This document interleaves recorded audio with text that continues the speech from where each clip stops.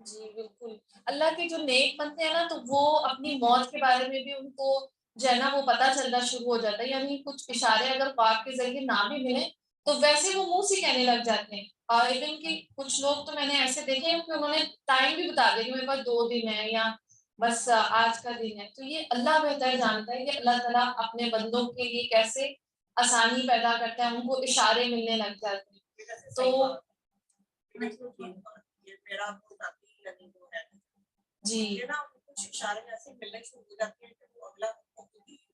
جی اور ایون کہ کچھ لوگ تو جو ہے نا پھر اللہ سے مہلت بھی مانگتے ہیں کہ یا اللہ مجھے جب تک فوت نہ کرنا جب تک میں اپنے فرائض کو ادا نہ کر دوں، اور اسی طرح ایک عورت ہے ان کا نام یاد نہیں ہے، باہر کی کوئی ہے، تو وہ 80 سال کی ہو گئی تھی تو انہوں نے اللہ سے دعا مانگ کے اب میں کرنے کے لیے مجھے کچھ بھی نہیں ہے تو میں کیا کروں، سب کچھ میں کر چکی ہوں، تو انہوں نے کہا کہ جب تک زندگی ہے میں قرآن حفظ کرنا شروع کر دیتی ہوں، تو انہوں نے پھر یہ دعا مانگی کہ اب اتنی بڑی ہو گئی ہے تو انہوں نے کہا کہ پتہ نہیں موت کب آ جائے، تو کم از کم اس چیز کو شروع ہوا ہے اس کو مکمل تو کر دوں، تو انہوں نے دن رات یعنی ہر وقت وہ قرآن پڑھتی رہتی تھی، تو ماشاء اللہ 2-3 سالوں میں انہوں نے پورا قرآن پاک حفظ کر لیا، 80 سال کی ہیں وہ، اور ان کا نام بڑا مشہور سا ہے، انٹرنیٹ پہ آتی ہیں وہ، اب اس کے بعد وہ اللہ تعالیٰ نے ان کو زندگی دی، وہ دعا مانگتی تھی اللہ اس کو پورا کرنے کے لیے مجھے زندگی دے دے، اب اس کے بعد پھر اللہ نے زندگی تو اب انہوں نے کہا اب کیا کروں، اب تو یاد کر لی سب کچھ، اب وہ کہہ رہے ہیں کہ اس کو مینٹین کرنے کے لیے، اس پر عمل کرنے کے لیے، اس کو دوبارہ یعنی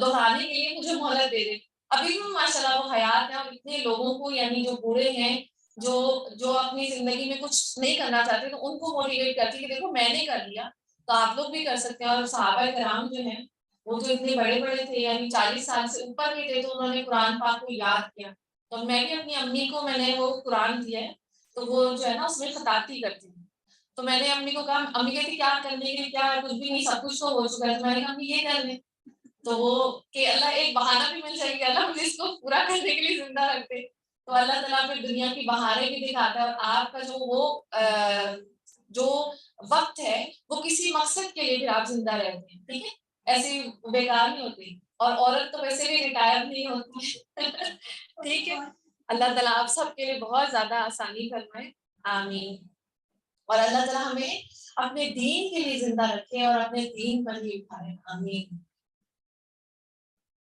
السلام علیکم ورحمۃ اللہ وبرکاتہ، کیا حال ہے آپ سب کا؟ اللہ تعالیٰ میرے زوم ساتھیوں کو بھی سلامت رکھے، آمین۔ نحمده ونصلي على رسوله الكريم، أما بعد فأعوذ بالله من الشيطان الرجيم، بسم الله الرحمن الرحيم، رب اشرح لي صدري ويسر لي أمري واحلل عقدة من لساني يفقهوا قولي واجعل لي وزيرا من أهلي اللهم فقهنا في الدين، آمين يا رب العالمين۔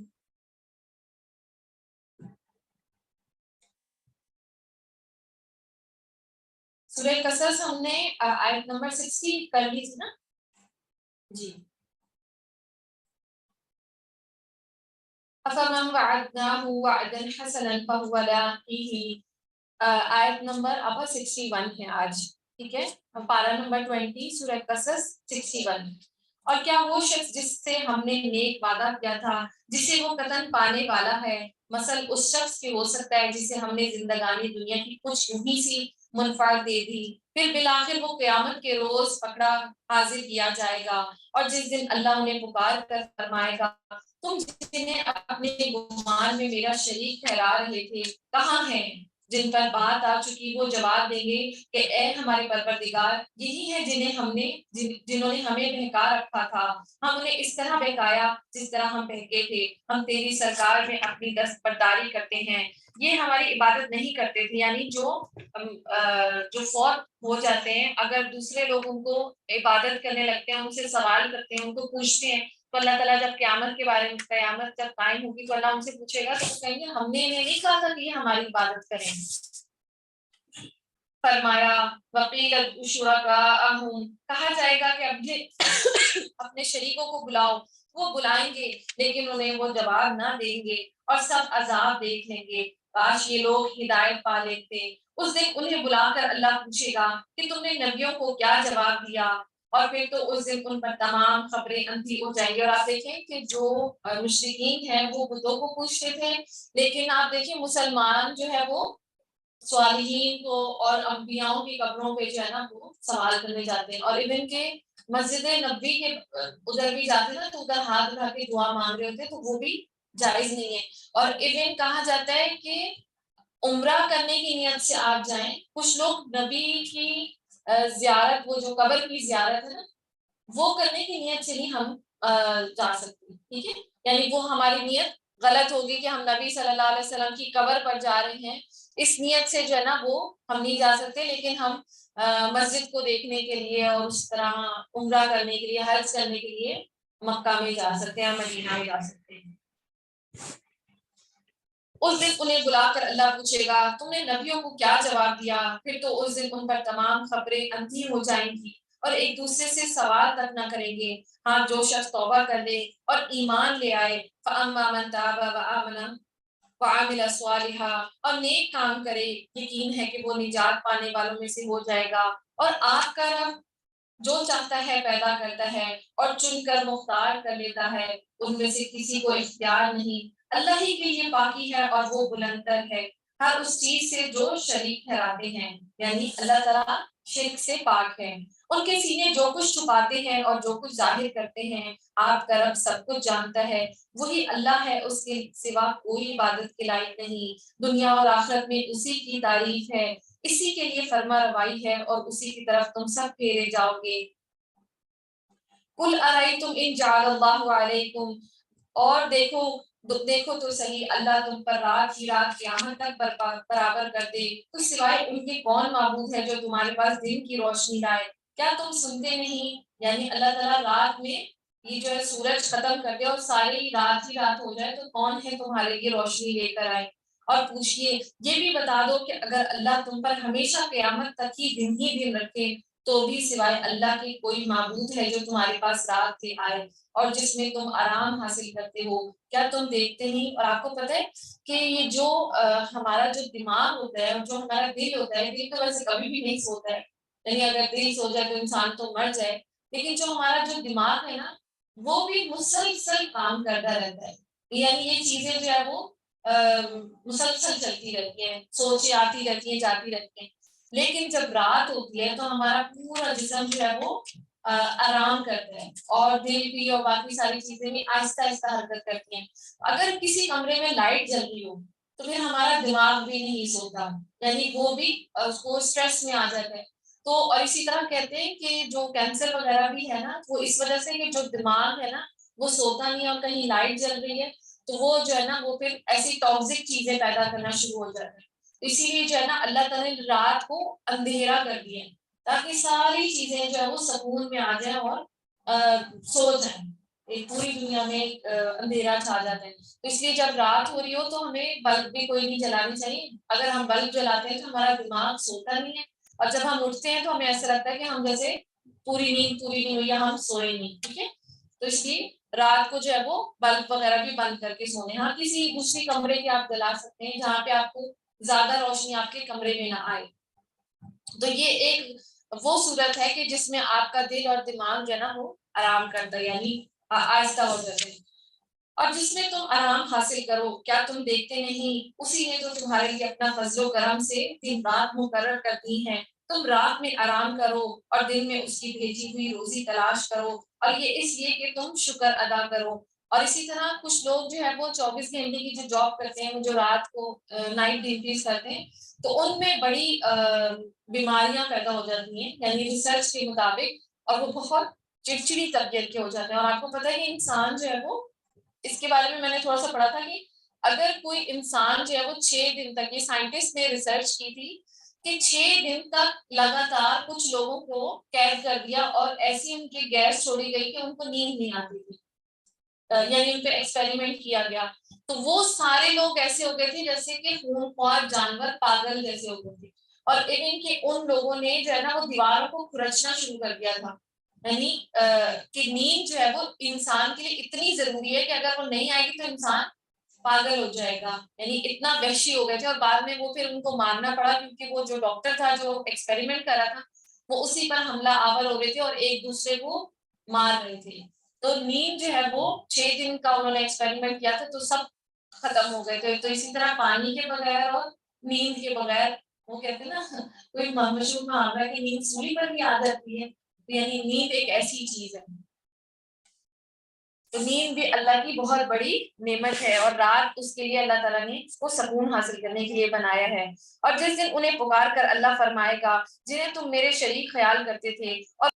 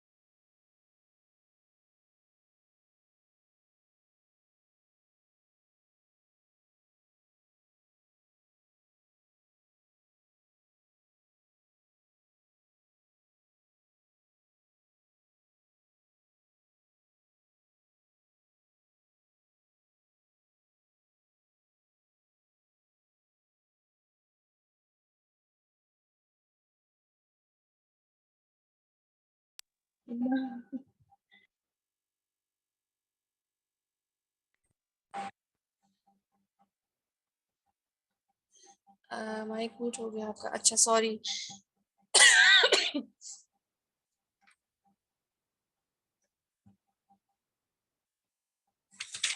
ابھی آواز آ رہی؟ اریبہ آپ کو میری آواز آ رہی؟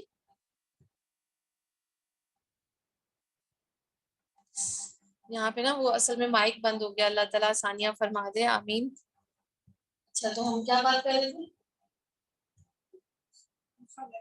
جی تو وہ نا یہ جو فرعون تھا وہ اتنا چلاک اور انٹیلیجنٹ تھا کہ اس نے انہی کے بندوں میں سے، اب دیکھیں نا وہ جو دھوکہ دیتے ہیں وہ اپنوں میں سے وہ ہوتے ہیں، تو وہ انہی کے لوگوں میں سے قارون جو تھا اس کو خرید لیا اور پیسے اور تحائف دیے، اور وہ پھر انہی کے اوپر اپنی قوم پر ظلم کرتا تھا اور جاسوسی کرتا تھا۔ تو یہ جب یہ راتوں کو بھی جب نکلنے کا آیا تھا نا کہ بنی اسرائیل رات کو نکلے، تو پھر ان لوگوں نے خبر دی تھی فرعون کو کہ وہ جو ہے نا وہ نکل گئے بنی اسرائیل، تو پھر فرعون نے صبح صبح جو ہے نا وہ اپنا لشکر ان کے پیچھے دوڑایا تھا۔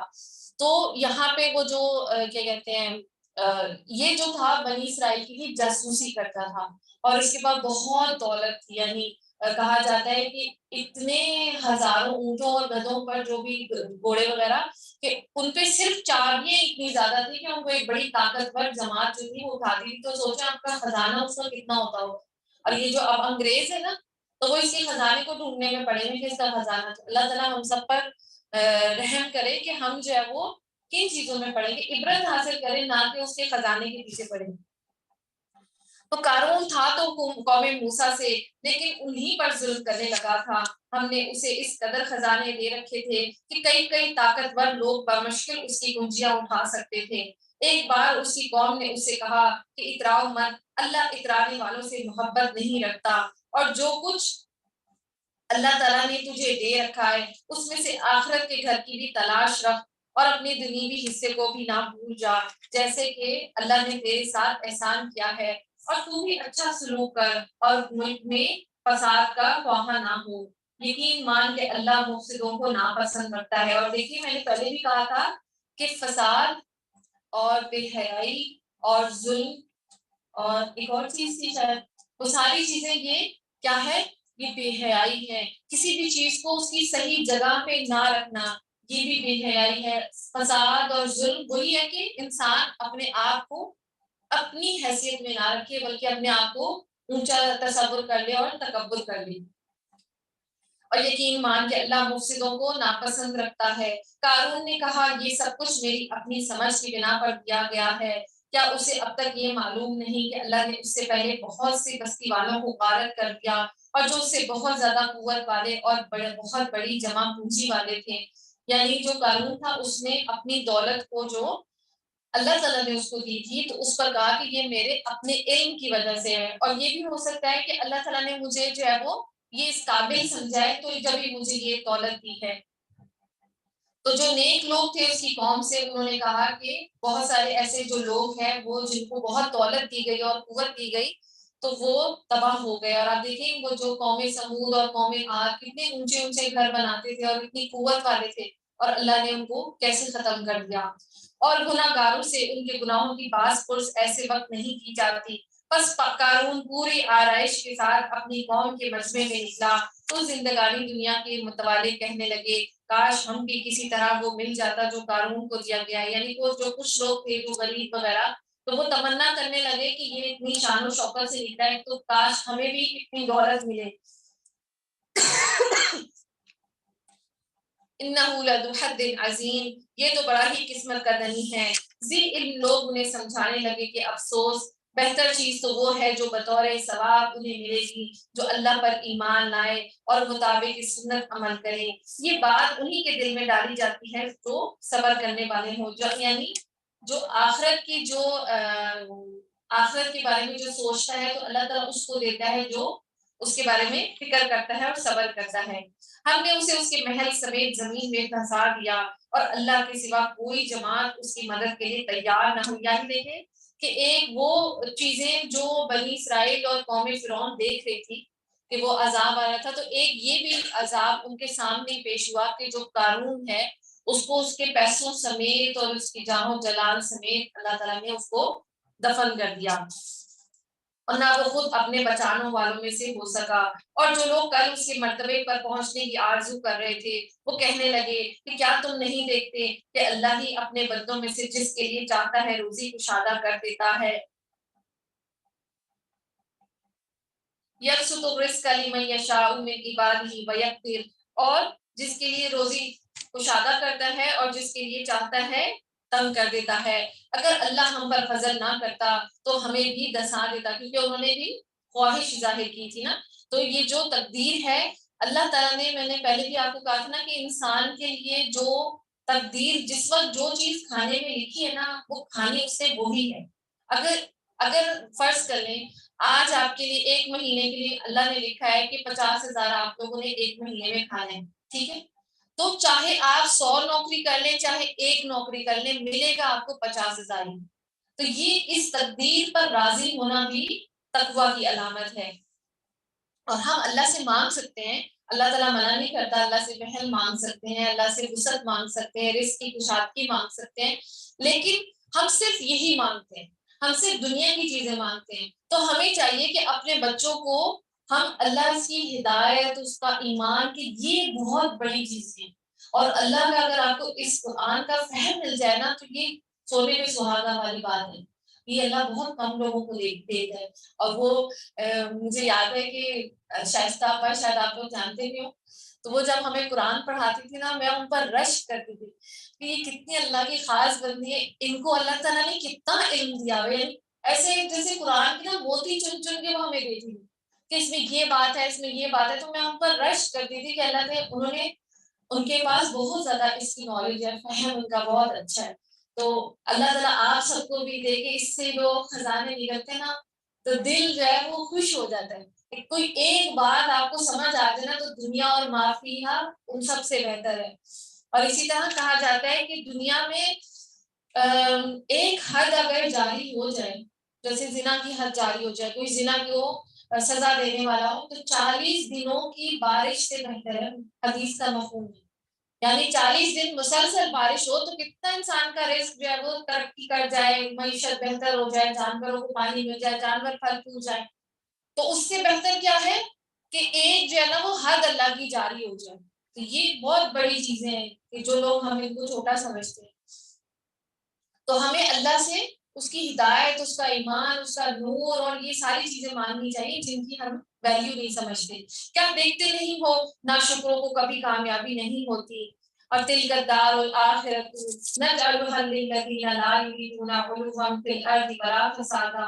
اور آخرت کا یہ بھلا گھر ہم ان لوگوں کے لیے مقرر کرتے ہیں جو زمین میں اونچائی بڑھائی اور فخر نہیں کرتے, نہ فساد کی چاہت رکھتے ہیں, پرہیزگاروں کے لیے نہایت ہی عمدہ انجام ہے. اور جو شخص نیکی لائے گا اسے اس سے بہتر میں بدلہ ملے گا, اور جو برائی لے کر آئے گا تو اسے بدعمالی کرنے والوں کو ان کی لاٹھی, ان کی اعمال کا بدلہ دیا جائے گا جو وہ کرتے تھے. یعنی اللہ تعالیٰ جو جیسی نیکی کر کر آئے گا, آپ دیکھیں کہ جتنے خلوص سے آپ نیکی کرتے ہیں, جب کچھ نہیں ہوتا تو آپ دیکھتے ہیں تو وہ جو ہے نا وہ 2 درہم بھی 1,00,000 درہم سے زیادہ بہتر ہے.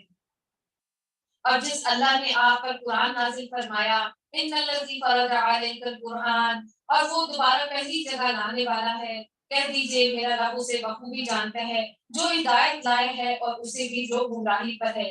آپ کو تو کبھی اس کا خیال نہ گزرا تھا اور آپ کی طرف کتاب نازل فرمائی جائے گی. یعنی اللہ کے نبی صلی اللہ علیہ وسلم کو اس سے پہلے نہیں پتا تھا کہ آپ پر قرآن نازل کیا جائے گا, لیکن یہ آپ کے رب کی مہربانی سے اترا. اور اب آپ کو ہرگز کافروں کا مددگار نہیں ہونا چاہیے. خیال رکھیے کہ یہ کفار آپ اور شرک کرنے والوں میں سے نہ ہو. خیال رکھیے کہ کفار آپ صلی اللہ علیہ وسلم کو اللہ کی آیتوں کی تبلیغ کرنے سے نہ روکیں. اس کے بعد یہ کہ آپ کی جانب اتار دی گئی تو اپنے رب کی طرف بلاتے رہیں اور شرک کرنے والوں میں سے نہ ہوں. وَلَا تَدْعُوا مَعَ اللَّهِ إِلَٰهًا آخَرَ لَا إِلَٰهَ إِلَّا هُوَ كُلُّ شَيْءٍ هَالِكٌ إِلَّا وَجْهَهُ. اور اللہ کے ساتھ کسی اور معبود کو نہ پکارے بجز اس کے اور کوئی معبود نہیں. ہر چیز فنا ہونے والی ہے سوائے اس کے چہرے کے, اور اسی کے لیے فرما روائی ہے اور تم اسی کی طرف لوٹائے جاؤ گے. 20واں پارہ سورہ عنکبوت. بسم اللہ الرحمن الرحیم. الف لام میم. احسب الناس ان يتركوا ان يقولوا آمنا وهم لا يفتنون. شروع اللہ کے نام سے جو بہت مہربان نہایت رحم فرمانے والا ہے. الف لام میم. کیا ان لوگوں نے یہ گمان کر رکھا ہے کہ ان کے صرف اس دعوے پر کہ ہم ایمان لائے ہیں ہم انہیں بغیر آزمائے ہوئے ہی چھوڑ دیں گے. یعنی کہ صرف جو ہے وہ جنت آپ کو بغیر آزمائے دے دی جائے گی. آپ دیکھیں کہ دنیا میں بھی کوئی ایسی, آپ نے بہت کوئی مہنگی جگہ جانا ہو تو بڑی مشکل سے اس کے وہ ملتے ہیں نا ویزا وغیرہ اور باقی سارے پروسیس، تو بڑا مشکل ایک پروسیجر ہوتا ہے. تو یہ تو جنت ہے. تو ایسے ہی ہم چلے جائیں گے، صرف بولے ہی چلے جائیں گے، صرف بول دیں گے کہ ایمان لے آئے تو ہم چلے جائیں گے، بلکہ ہم خوب آزمائے جائیں گے. یعنی یہ جو ہے نا وہ پہلے بھی جب ہم نے پڑھا کہ خوف سے، بھوک سے، اور کیا کہتے ہیں مال کی کمی سے، اولاد کی کمی سے، تو ان چیزوں سے بھی. اور ایک وہ جو جہاد میں جب انسان کو پورے طور پہ آزمایا گیا، اس کی اپنی جان لے کے اس کو آزمایا گیا. اور ان سے پہلے لوگوں کو بھی ہم نے خوب جانچا کہ یقیناً اللہ انہیں بھی جان دے گا جو سچ کہتے ہیں. سعد رضی اللہ تعالیٰ عنہ کہتے ہیں ایک مرتبہ میں نے عرض کیا اے اللہ کے رسول، سب سے زیادہ سخت آزمائش کن لوگوں پر آتی ہے؟ آپ صلی اللہ علیہ وسلم نے فرمایا انبیاء پر، پھر صالحین پر، پھر درجہ بدرجہ عام لوگوں پر. انسان پر آزمائش اس کے دین کے اعتبار سے آتی ہے. اگر دین میں پختگی ہوگی تو اس کے آزمائش میں مزید اضافہ کر دیا جائے گا، اور اگر دین میں کمزوری ہوگی تو اس میں تخفیف کر دی جائے گی. یعنی جو نیک لوگ ہیں اللہ تعالیٰ ان کو بہت زیادہ آزماتا ہے. کہ لیکن کہ بہت زیادہ ایسے بھی ہوتا ہے کہ کچھ لوگ جو ہے وہ بہت نیک ہوتے ہیں، اور جب بھی آپ ان کو دیکھیں تو آپ کو لگے گا کہ یہ تو بہت اللہ والے ہیں، اور اچانک وہ آزمائش میں گھیر لیے جاتے ہیں اور بالکل ایسے ہوتے ہیں کہ جیسے ان کو توڑ دیا اللہ تعالیٰ نے. اور پھر آپ دیکھیں کہ وہ جب آپ ان سے پوچھیں نا تو وہ کیا حال ہے آپ کا؟ الحمدللہ. یعنی پھر تو ان کی وہ ایمان جو اس لیول پہ پہلے ایمان تھا تو وہ اب تو ایسا لگتا ہے کہ ان کا وہ ایمان ہی نہیں ہے. تو اللہ اپنے بندے کو وہ ہے نا بالکل ایج تک آزماتا ہے کہ بالکل میں اس کو توڑ دوں تو ہی کیا کہتا ہے، تبھی کہتے ہیں کہ اللہ سب سے بڑا ہے، تبھی کہتے ہیں الحمدللہ. تو اس وقت تک وہ ہے نا حضرت بلال بھی کہتے ہیں کہ میرا اللہ مجھے ٹھوک بجا کر دیکھنا چاہتا ہے، تو میں اللہ احد، اللہ احد، کہ اللہ ایک ہی ہے میرا. تو جب اللہ بالکل آپ کو سمجھے ختم کر دینا تو تب اللہ دیکھنا چاہتے ہیں کہ کیا کہتے ہیں. الحمدللہ یا اللہ تیرے ہی تو سب کچھ ہے، تیرے پاس واپس آنے تو سب کچھ لے لے تو بھی تیرا، تو نہ لے تو بھی تیرا. تو یہ وہ چیز ہے جب اللہ تعالیٰ بالکل آپ کی ساری چیزیں لے کے آپ کو آزماتے ہیں نا، اور اب آپ کہہ دیں کہ اللہ تو پھر آپ پاس ہو جاتے ہیں. ٹھیک ہے، تو اللہ تعالیٰ ہم سب کو ہمارے امتحان میں کامیابی عطا فرمائے، اور اللہ تعالیٰ ہم سے وہ آزمائشیں لے جس پر ہم پورا اتر جائیں. اور ان سے پہلے لوگوں کو ہم نے خوب جانچا، یعنی جو مسلمان ہیں جو اسلام قبول کیا تو کیا کیا ان سے آزمائشیں نہیں ملی، ان کے مالوں سے، ان کے رشتے داروں سے، ہر چیز سے ان کو آزمایا گیا. لیکن اللہ نے انہیں بھی جان لیا جو سچ کہتے ہیں، اور انہیں بھی معلوم کر لے گا جو جھوٹے ہیں. کیا لوگ جو برائیاں کر رہی ہیں انہوں نے یہ سمجھ رکھا ہے کہ وہ ہمارے قابو سے باہر ہو جائیں گے؟ یہ لوگ ایسی بری تجویزیں کر رہی ہیں، اور جسے اللہ کی ملاقات کی امید ہو، بس اللہ کا ٹھہرایا ہوا وقت یقیناً آنے والا ہے. وہ سب کی سننے والا ہے اور سب کچھ جاننے والا ہے، اور ہر ایک کوشش کرنے والا اپنے ہی بھلے کی کوشش کرتا ہے. ویسے تو اللہ تمام جہان والوں سے بے نیاز ہے، اور جو لوگ ایمان لائے اور انہوں نے نیک عمل کیے ہم ان کے تمام گناہوں کو ان سے دور کر دیں گے، اور انہیں ان کے نیک اعمال کا بہترین بدلہ دیں گے. ہم نے ہر انسان کو اپنے ماں باپ کے ساتھ اچھا سلوک کرنے کی نصیحت کی ہے. یعنی اللہ تعالیٰ نے دیکھیں کہ جب بھی اللہ کی وحدانیت کی بات آتی ہے نا تو اللہ تعالیٰ پھر اس کے بعد پہلی بات جو کرتا ہے وہ والدین کے ساتھ اس نے سلوک کی ہے. اگر یہ وہ کوشش کریں کہ آپ میرے ساتھ اسے شریک کر لیں جس کا آپ کو علم نہیں تو ان کا کہنا نہ مانیے. اور یہ والدین کی حسن سلوک کی بات سے مجھے یاد آ رہا ہے کہ ایک بندہ جو ہے وہ اپنے بیٹے کی یا بیٹی کی اس طرح تربیت نہیں کرتا.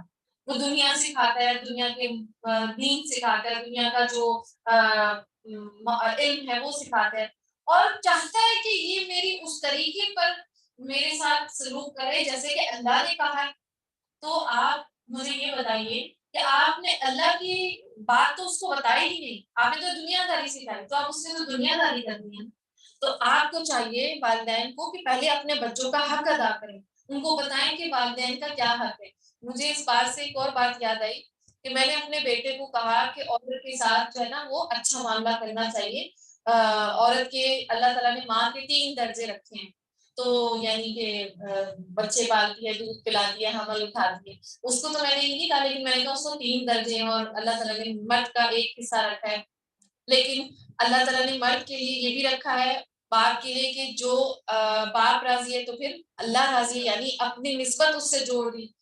تو پھر میری بیٹی نا کام کر رہی تھی، تو کام نہیں کر رہی تھی ایسی، تو وہ کہتا زیادہ کام کیا کر، 3 درجے تیرے تو کام بھی زیادہ کیا کر.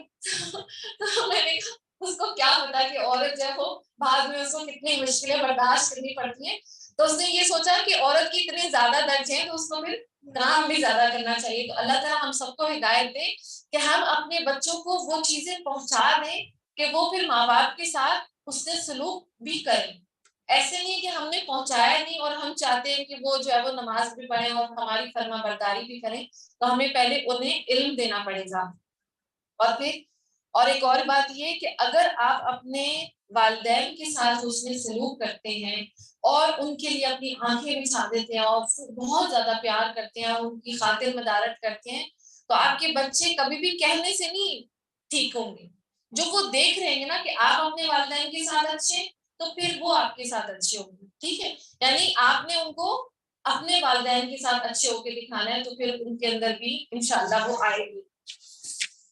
ہاں اگر وہ یہ کوشش کرے کہ آپ میرے ساتھ اسے شریک کر لیں جس کا آپ کو علم نہیں، تو ان کا کہنا نہ مانیے. یعنی اگر کوئی شرک پر ماں باپ کہیں کہ شرک کرو تو وہ کہنا نہیں ماننا، باقی دنیا کے تمام ان کے حقوق جو ہے وہ پورے کرنے ہیں اور جو بھی اللہ تعالیٰ نے ان کے ساتھ اس نے سلوک کا وعدہ کیا ہے.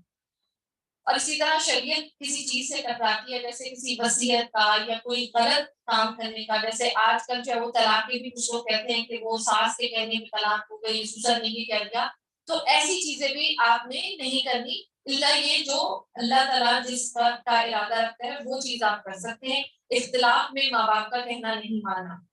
اور نبی صلی اللہ علیہ وسلم کے بارے میں آتا ہے کہ وہ مجھے ایگزیکٹلی یاد نہیں کہ حدیث ہے یا نہیں، کہ وہ میری ماں بلائے تو میں جو ہے نماز، تو یہ جو ہے نا فرض نماز نہیں ہے، یہ نفلی نماز ہے. ٹھیک ہے، تو نفلی نماز میں اگر ماں بلائے تو جو ہے نا وہ آپ اپنی ماں کی بات سن سکتے ہیں. اور اسی طرح جو نفلی روزہ بھی ہے تو وہ بھی شوہر کے کہنے پہ آپ رکھیں گے ورنہ نہیں رکھیں گے، لیکن فرضی روزہ تو شوہر سے پوچھنے کی ضرورت نہیں ہے، وہ اللہ کے لیے. ٹھیک ہے، اور میری اور تم سب کا لوٹنا میری ہی طرف ہے، پھر میں ہر اس چیز سے جو تم کرتے ہو تمہیں خبر دے دوں گا. اور جن لوگوں نے ایمان قبول کیا اور نیک کام کیے انہیں ہم اپنے نیک بندوں میں شمار کر لیں گے. وَمِنَ النَّاسِ مَن يَقُولُ آمَنَّا بِاللَّهِ، اور بعض لوگ ایسے ہیں جو زبانی کہتے ہیں ہم ایمان لائے، لیکن جب اللہ کی راہ میں کوئی مشکل آن پڑتی ہے تو لوگوں کی ایذا دہی کو اللہ کے عذاب کی طرح بنا لیتے ہیں. ہاں اگر اللہ کی مدد آ جائے تو پکار اٹھتے ہیں کہ ہم تو تمہارے ساتھی ہیں. یعنی منافقین جو تھے وہ جب جہاد کی آتی تھی تو تب وہ فوراً پیچھے ہٹ جاتے تھے اور بعد میں ساتھ مل جاتے تھے. کیا دنیا جہان والوں کے دلوں میں جو کچھ ہے اس سے اللہ خوب واقف نہیں ہے؟ جو لوگ ایمان لائے اللہ انہیں بھی جان کر رہے گا اور منافقین کو بھی جان کر رہے گا.